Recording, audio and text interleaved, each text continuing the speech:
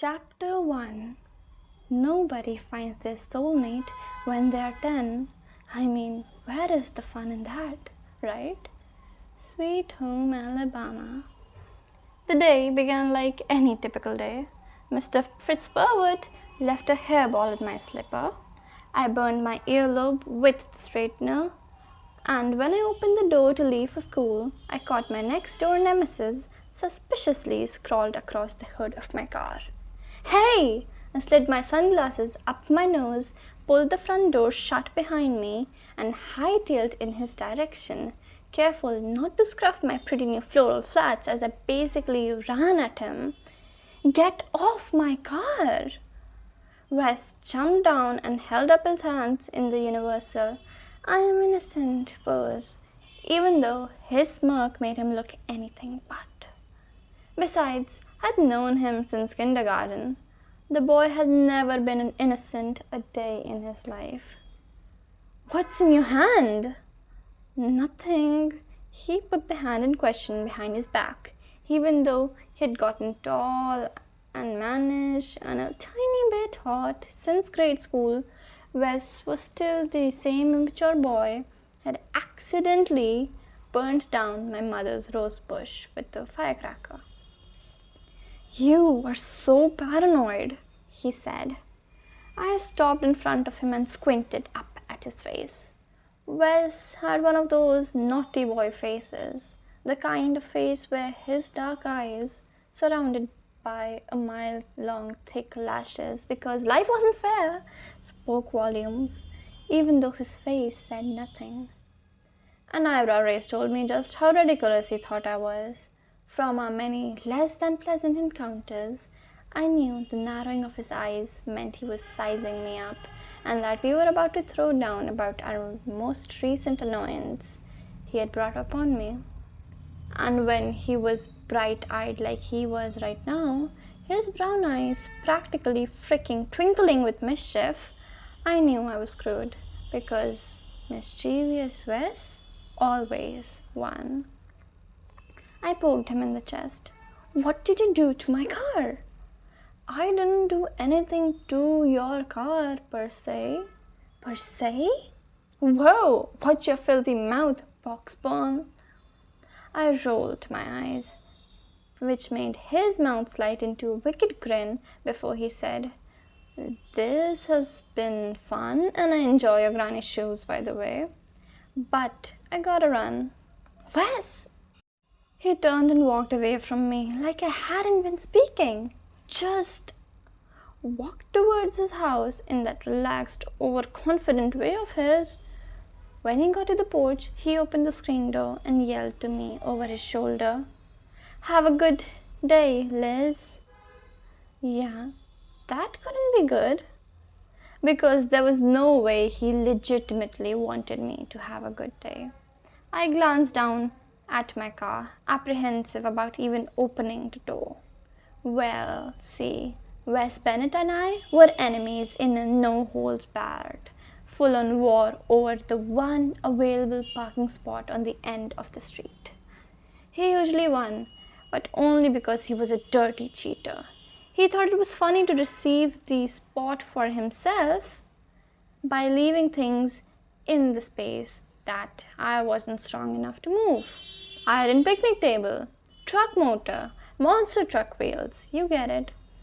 Even though his antics got the attention of the neighborhood Facebook page, my dad was a group member, and the old gossips frothed with rage at their keyboards over the blights on the neighborhood landscape, not a single person had ever said anything to him or made him stop. How was that even fair? But I was the one riding the victory wave for once, because yesterday I had the brilliant idea of call the city after he had decided to leave his car in the spot for 3 days in a row. Omaha had a 24-hour ordinance, so good old Wesley had earned himself a nice little parking ticket. Not going to lie, I did a little happy dance in my kitchen when I saw the deputy slide that ticket underneath Wes's windshield wiper. I checked all the 4 tires before climbing into my car and buckling my seatbelt. I heard Wes laugh, and when I leaned down to glare at him out the passenger window, his front door slammed shut. Then I saw what he found so funny. The parking ticket was now on my car, stuck to the middle of the windshield with the clear packing tape that was impossible to see through. Layers and layers of what appeared to be a commercial grade packing ticket. I got out the car and tried to pry up a corner with my fingernail, but the edges had all been solidly flattened down. What a tool! When I finally made it to school after scraping my windshield with a razor blade and doing hardcore breathing to reclaim my zen, I entered the building with the Bridget Jones' Diary soundtrack playing through my headphones. I had watched the movie the night before for the 1,000th time in my life, but this time the soundtrack had just spoken to me. Mark Darcy saying, "Oh yes, they fucking do," while kids sing Bridget was, of course, as phony as hellfire. But it wouldn't have been so, oh my god, worthy if not for Van Morrison's Someone Like You playing in the background. Yeah, I have a nerd level fascination with movie soundtracks. The song came on as I went past the commons and made my way through the crowds of students clogging up the halls. My favorite thing about music was when you played it loud enough through good headphones, and I have the best was that it softened the edges of the world. Van Morrison's voice made swimming upstream in the busy hallways seem like it was a scene from a movie, as opposed to the royal pain that it actually was. I headed toward the second floor bathroom, where I met Jocelyn every morning. My best friend was a perpetual oversleeper, so there was rarely a day when she wasn't scrambling up to put on her eyeliner before the bell rang. "Liz, I love that dress." Jocelyn threw me a side glance before cleaning up each eye with a cotton swab as we walked into the bathroom. She pulled out a tube of mascara before swiping the wand over her lashes. "The flowers are so you." "Thanks." I went to the mirror and did a little turn to make sure that the vintage A-line dress wasn't stuck in my underwear or something equally embarrassing.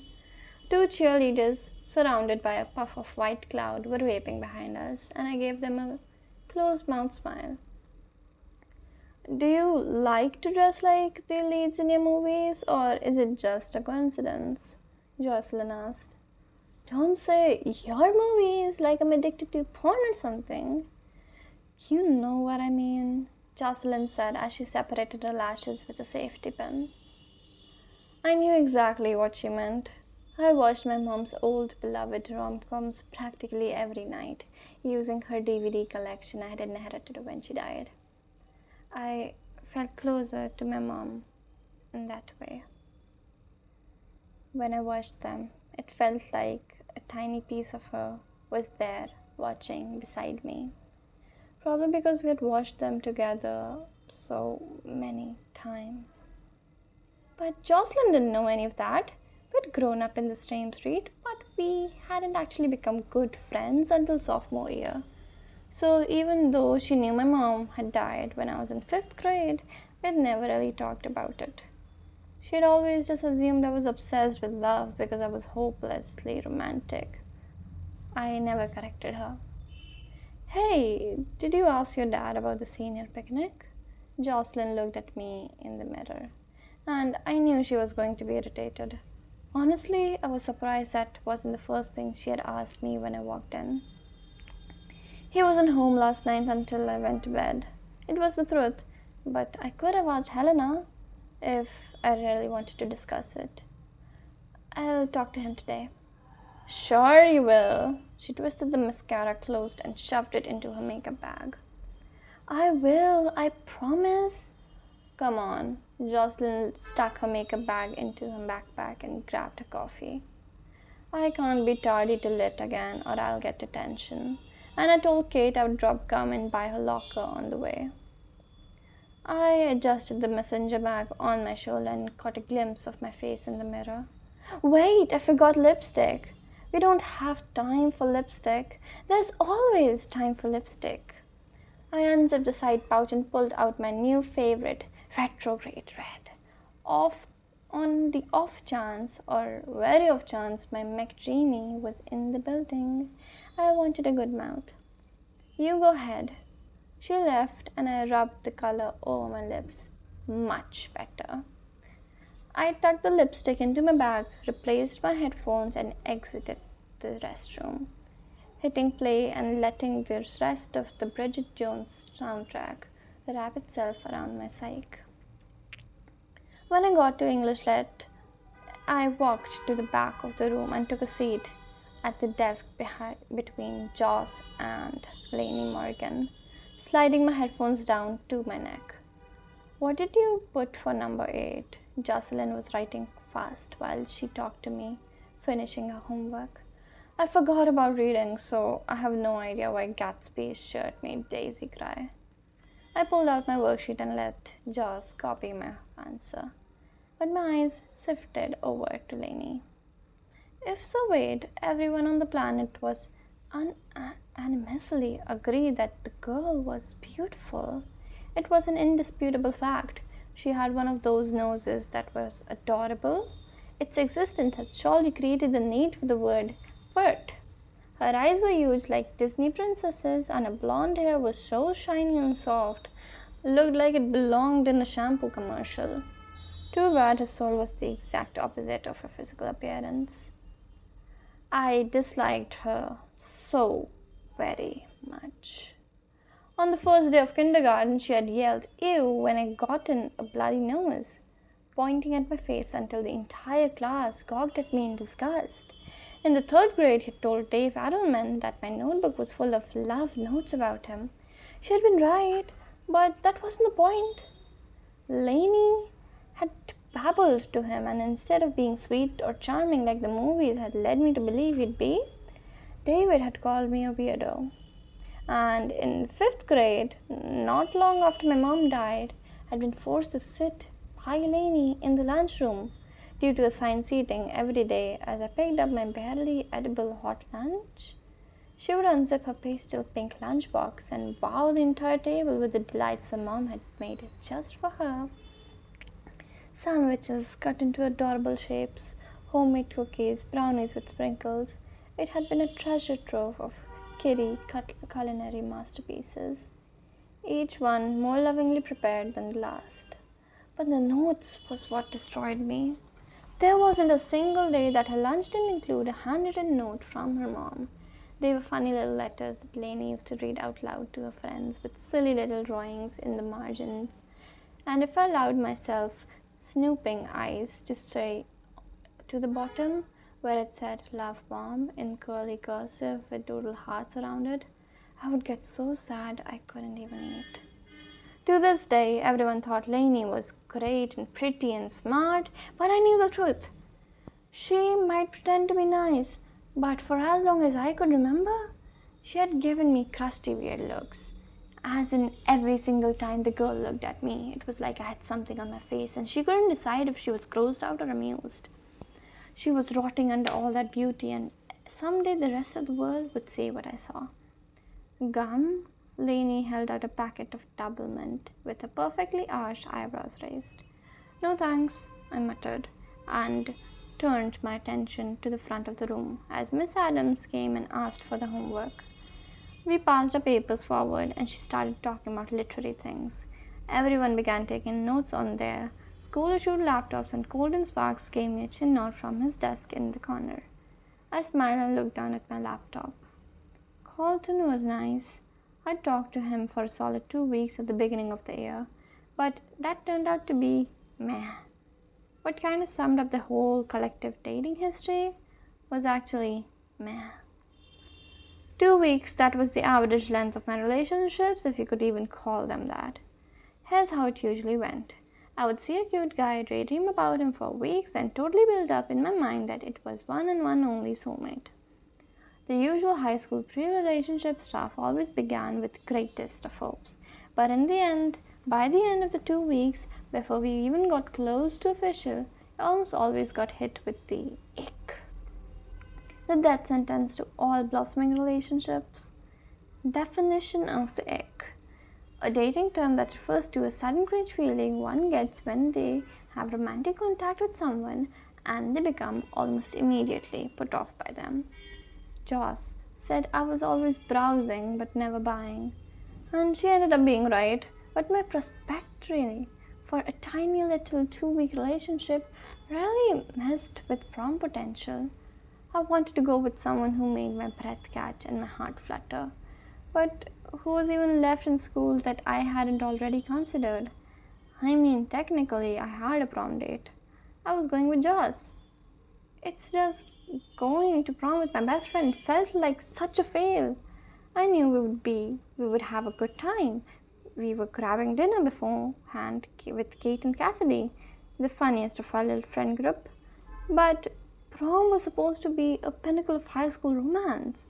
It was supposed to be poster board promposals, matching corsages, speechless awe over the way you look in your dress, and sweet kisses under the cherry, cheesy disco ball. Andrew McCarthy and Molly Rigwood, pretty in pink sort of shit. It wasn't about friends grabbing dinner at Cheesecake Factory before heading to the high school for awkward conversation while the couple of couples found their way to the infamous grinding wall.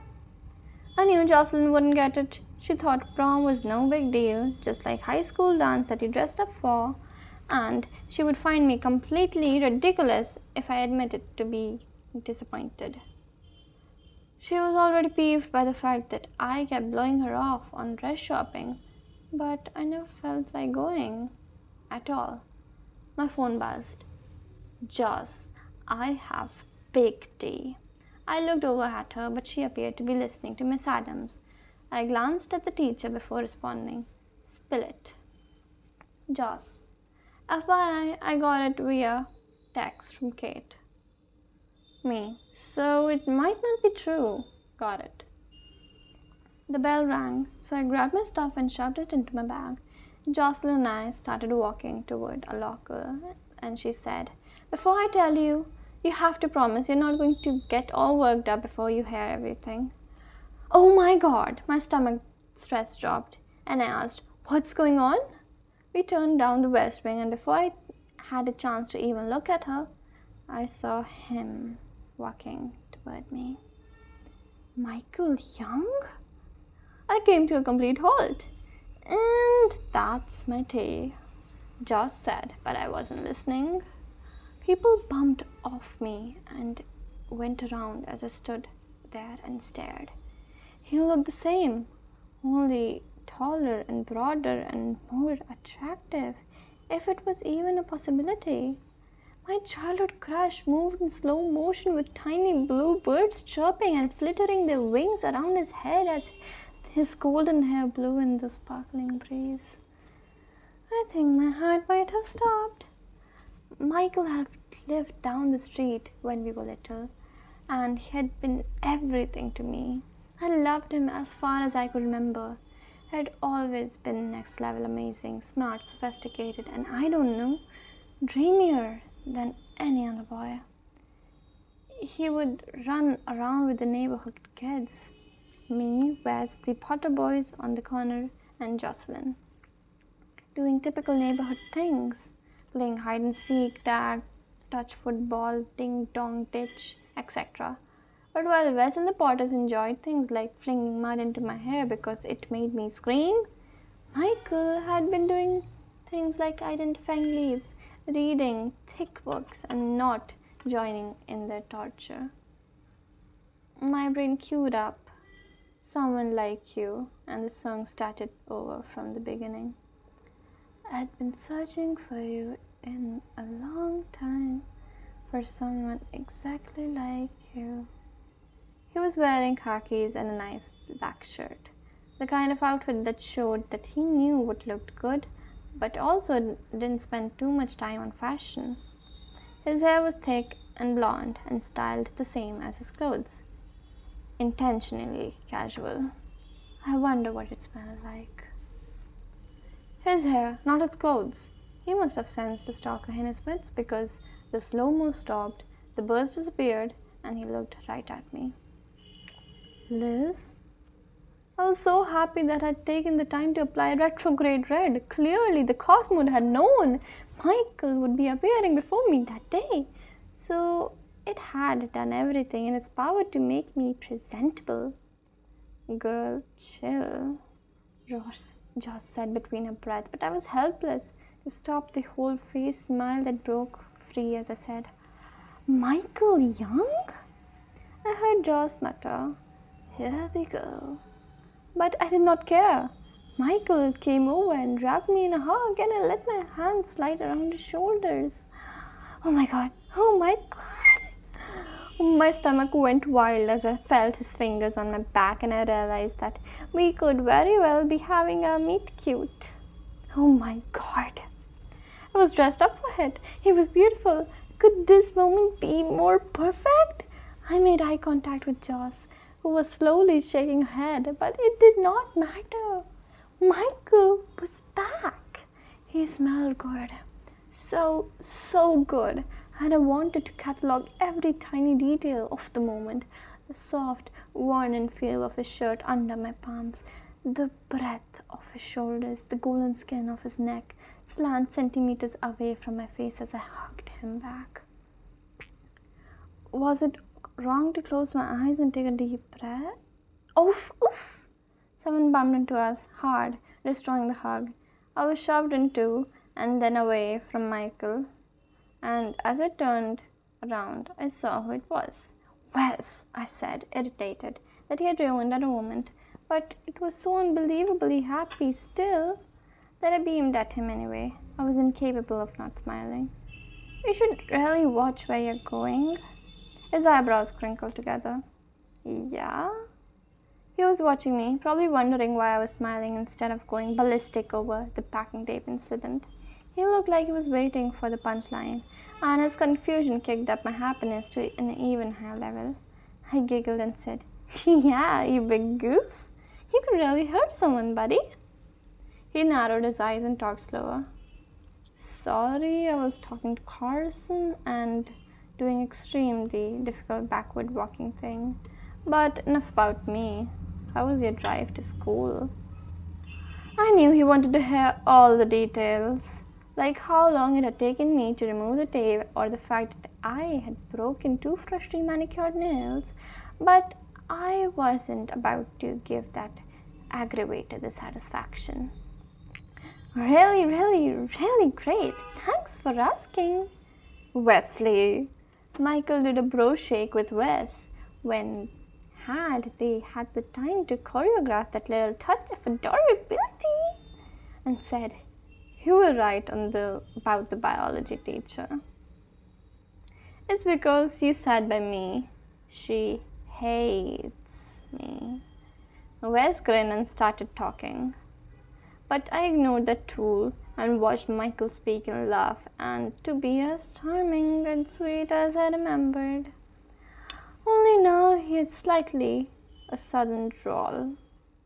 Michael Young had a soft accent that made me want to personally handwrite a thank you note to the great state of Texas for making him even more appealing than he had already been. I crossed my arms and pretty much melted into a puddle as I enjoyed the view. Jocelyn, who I might have forgotten existed in the presence of such lovely Michaelhood, nudged me with her elbow and whispered, Settle down. You are drooling all over yourself. I rolled my eyes and ignored her. Hey, listen. Wes hitched up his backpack and pointed at Michael. Remember Ryan Clark? Oh, of course. Wes smiled and looked like a conjugation intern. First baseman, right? Exactly. Wes rolled his voice. Rhino's having a party tomorrow at his dad's. You should totally come. I tried to keep my expression neutral as I listened to Wes ask my Michael to come to his party. I mean, Wes did hang out with the guys that Michael used to know, but still, They were best friends all of a sudden or something? That couldn't be good for me. That wouldn't be good for me. Because Wes Bennett got off on messing with me. He always had. In grade school, Wes was the guy who'd put a frog in my Barbie dream house and decapitated the lawn's gnome servant head in my homemade little library. In middle school, he was the guy who thought it was hilarious to pretend he didn't see me when I was lying out and water his mother's bushes, accidentally spraying the hose right over me as I screamed. And now, in high school, he was the guy who had made his mission to harass me daily with the spot. I'd grown a backbone since we were kids, so technically now I was a girl who yelled over the fence with his jock friends were over and were so rowdy I could hear them over my music. But still, sounds good, Wes said with a nod, and wondered what he looked as a cowboy hat in a flannel shirt.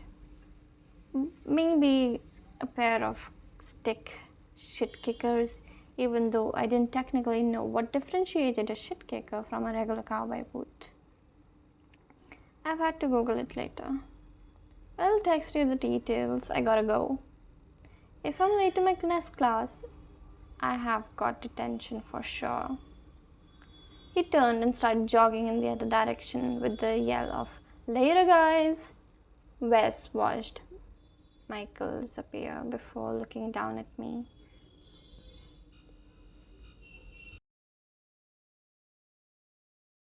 Michael watched Wes's disappearance before looking down at me and drawling, "He lit out of here so fast I didn't get to ask.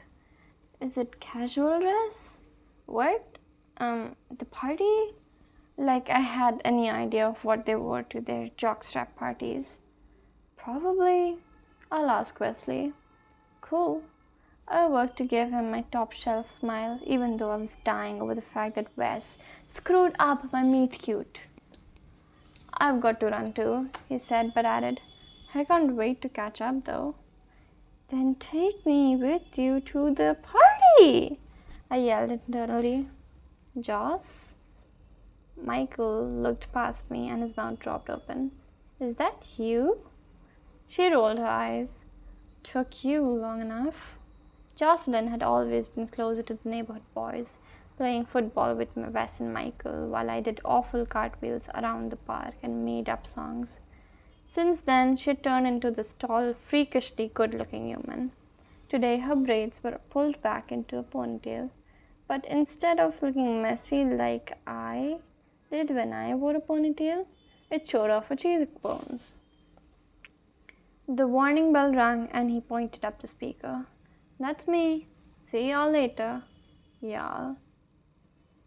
He went the other way and Jocelyn and I started walking. "I can't believe Wes didn't invite us to the party." She gave me a side eye. "Do you even know who Rhino is?" "No, but that's besides the point. He invited Michael right in front of us. It's common courtesy that he should invite us too." "But you hate Wes." So why would you want him to invite you anywhere?" I sighed. "His rudeness just pisses me off." "Well, for one, am glad he didn't, because I didn't want to go to any party that those guys are having. I've been to Rhinos, and it's all about beer bongs, fireball, and that never ever ever kind of immature stuff. Joss used to hang out with the popular kids before she could quit volleyball, so she'd partied a little before we became friends. But listen," Jocelyn stopped walking, grabbed my arm to stop me from walking too. "That's what I was going to tell you. Keith said he lives next door to Lainey, and they have been talking for a couple of weeks now." "Lainey? Lainey Morgan? No, that couldn't be true. No, please, no, God, no. But he just got here." Apparently, he had moved back a month ago but was finishing off classes online at his other school. Rumor has it that he and Lainey are almost official. "Not Lainey." My stomach clenched as I pictured her perfect little nose. I knew it was irritational, but the idea of Lainey and Michael almost too much for me to bear. That girl always got everything I wanted. You couldn't have him, damn it! The thought of them together made my throat tight. It made my heart hurt. It would crush me. Because not only was he everything I daydreamed about, but he and I had this history. The wonderful, important kind of history that involved from drinking from garden hoses, catching lightning bugs. I thought back to the last time I'd seen all the neighbors. I'd seen Michael. He had been at his house. His family had a cookout to say goodbye to all the neighbors. And I had walked over with my parents. My mother had made her famous cheesecake bars, and Michael had met us at the door and offered us drinks as like he was a grown-up boy. My mom had called it almost too adorable thing. All the neighborhood kids played kickball in the street for hours that night, and adults had even joined us for the game. At one point, my mother was high-fiving Michael after stealing home base in a floral sundress and wet sandals. That moment was pressed in my memories like yellowed photograph in an antique album. I don't think Michael had ever had a clue of to how madly in love with him I was. They moved a month before my mom died, breaking tip of my soon-to-be shattered heart. Jocelyn looked down at me. She knew exactly what I was thinking. Michael Young is not your racing to the train station dude. Got it? But he could be. Well, technically, they aren't officially yet? Dating yet? We started walking again, dodging bodies as we headed for her locker. We were probably going to be late because of our impromptu hallway meetup with Michael, but it would be totally worth it. Seriously, don't be that girl. She gave me a motherly scowl. That there with Michael was not a meet cute. But I didn't even want to say it, but I didn't want her to shoot it down. Still I squealed when I said, "What if it was?" Oh my god, I knew the second he was back that you were going to lose it. Her eyebrows went down, and so did her lips as she stopped in front of the locker and turned the lock. You don't even know the guy anymore, Liz. I could hear his deep voice saying, "Y'all," and my stomach dipped. I know everything I need to know. He signed and pulled out a backpack. Is there anything I can say to yank you back from this? I tilted my head. He hates cats, maybe? She held up a finger. That's right, I forgot he hates cats. He does not. I grinned and sighed.